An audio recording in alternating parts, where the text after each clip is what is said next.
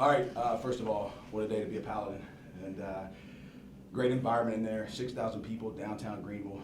And, just another step of things that people didn't think were possible. And man, you're playing the games downtown, huh? You guys gonna get enough people down there, right? It's all the questions that we heard in the fall. And, the administration's answered the bell there. We've gotten people here. It's a great environment in there tonight. And you know what? It wasn't pretty. That's a great Paladin win right there. And the amount of adversity that we had to deal with, Clay picking up too early, not hitting the shots from the perimeter that we're accustomed to hitting. And, that's happened a few games in a row now. Great fight, and very proud of this group for the way they hung in there. And we know that the shots will fall. We know that Clay will continue to make shots. We know that Jordan's going to make shots. We know that Alex is going to make shots. So if we can keep with this defensive intensity that we're playing with, good things are ahead down the stretch. Coach, it seemed like early on in the second half, they were grabbing some offensive rebounds. Goodwin really came out, breathing fire second half. It seemed like it almost seemed like it was going to be like it was at East Tennessee the other night. What changed for you guys? And it seemed like when it did change, man, it did it ever because you guys were all over in the ground for all loose balls and everything. And you're right. They beat us to some balls. There's no doubt. And Stump got a couple of them. They also had a couple plays where we got some deflections and the ball's loose, and then all of a sudden, they're the benefactor of the ball coming to them. And we probably started to leak out too quick, and then all of a sudden they start getting some balls. But we talked about it about every media, that we got to make sure that we five-man rebound and that we're rebounded as a unit. And because they crash hard. Like I said, they play hard.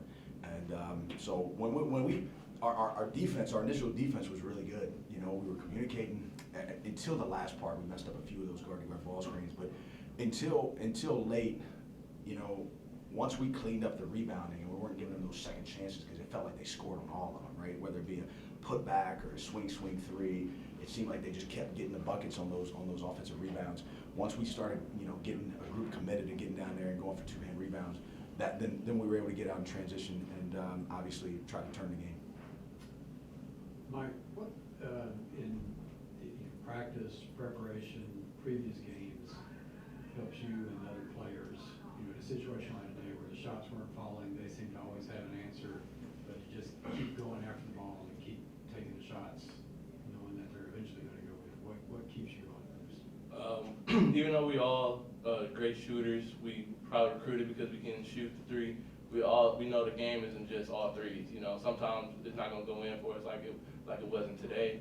So we just got to play off 2 feet, drive in strong. A big message at halftime was just be confident and be aggressive. Don't be timid.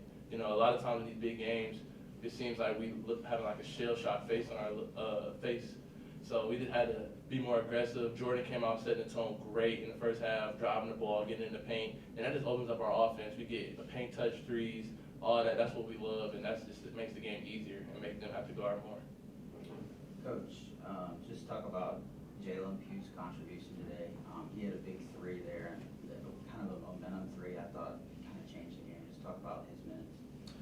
Yeah, proud of Jalen Pugh just because he stayed with it, and so much of that. You never know when you're going to get your opportunity. And I told him on Thursday. I told he and Colin, you guys are going to have to go, and you got to be ready. And it's got to start with your effort. It's got to start with your intensity, and that's what was really apparent to me with Jalen early is he was guarding, and he was really trying to pressure the ball. And he got driven the one time, but it was over aggression.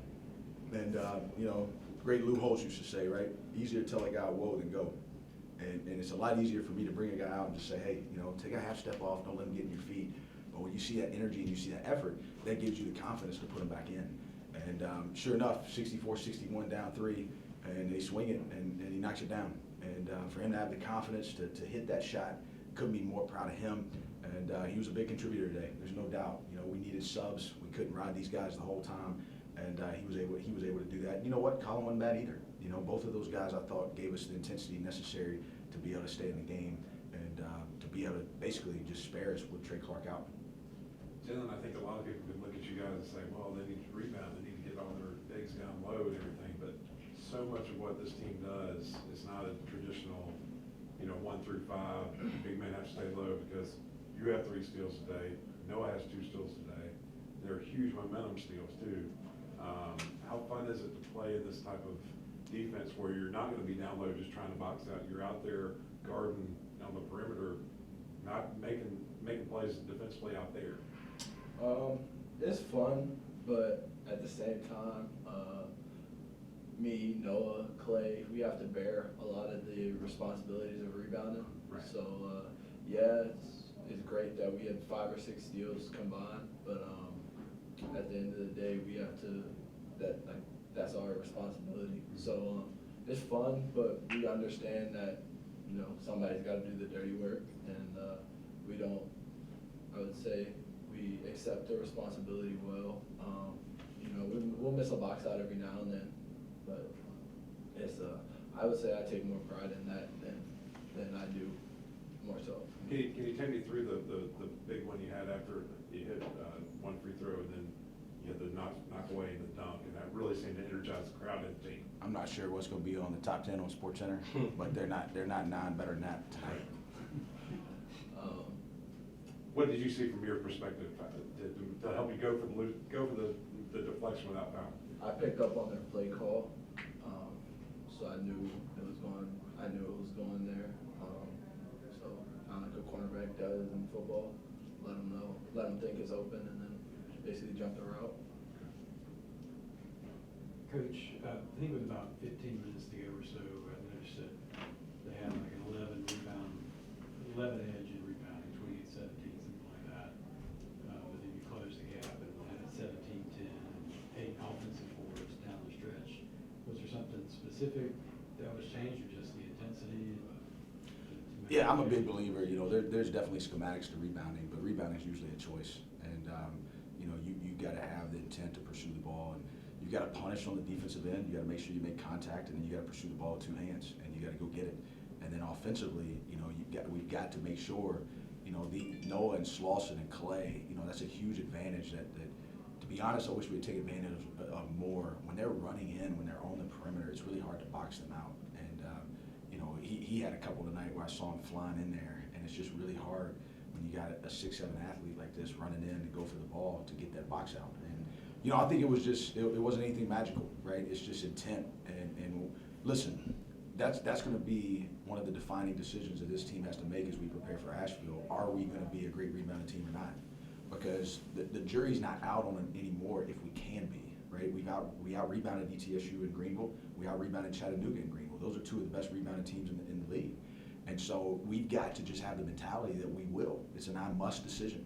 And if we can do that, and we can finish this season, and we can make sure that we learn from this, right? I haven't even seen the box yet. I didn't know what the final rebounding numbers were, but you know, for us to close the margin to where we just lose the battle on the boards by 5 when we're down 11, you know, I think that was a huge piece of the run, because there's a physicality and a toughness, and as Clyde Mays told our team last night at the hotel, there's an edge of this game, and you got to play with it. And when we play with that edge, we're a completely different team. And I'm glad that it came out when it needed to tonight. Coach, you talk about protecting the ball. You ended up with 5 turnovers, only 1 turnover in the final 21 minutes and 30 seconds tonight, and outscored them 20-4 on 1 soft turnovers. Pretty big key tonight, I guess. Yeah, you know, I mean, that's for us every night. You know, we want takeaways, no giveaways, and you know, it's a big deal for us that we look to find turnovers, and we look to find, you know, plays where we can get deflections and we can run out, but at the same time, we don't want to give them the ball. And they're really good in transition, right? That's one of the best things they do, is they get those shooters spaced, and they run the corners, and they let them fly in transition, and we knew that we had to take care of it. They did a good job in Spartanburg, really loading the gaps and really squeezing in on our penetration. And so we knew that we couldn't over dribble. We couldn't put the ball in trouble. We had to do a good job of making them pay for over helps.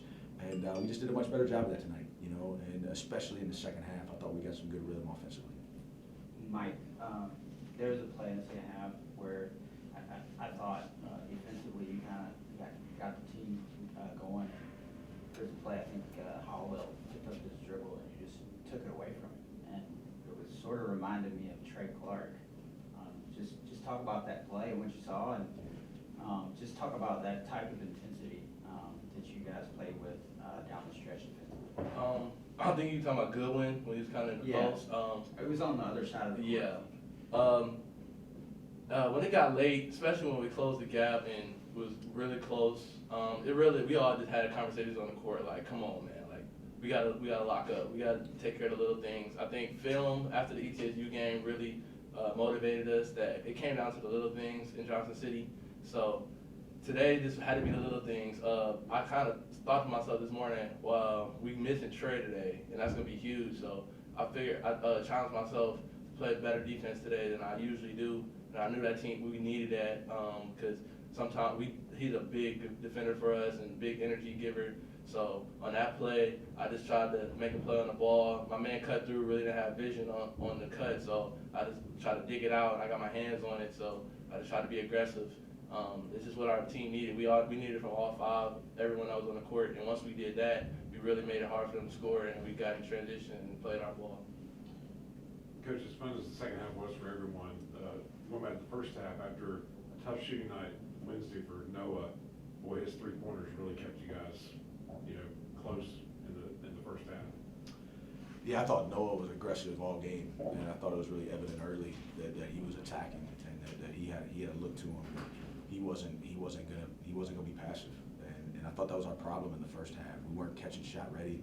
We're too worried about if we're making shots or not, and this game you got to play it complete, right? And there's a certain way that you have to play this game, and it's not about worrying about if you're making all your shots or not, right? You don't make shots because you're out there and you just hey, it's either my night or it's not, right? You just go lose yourself in the game, and when the ball comes to you, you have the confidence to step into it and you jump up there and shoot it. Or for us, you show it and you drive it, you play on 2 feet. And we just had so many dead catches in the first half where it's just take a dribble, throw it to the next guy, not shot ready, not ready to attack, see what we have, make a soft dribble, pitch it, let the next guy do it, throw it to Noah, everybody stand around. Like it was just bad offense.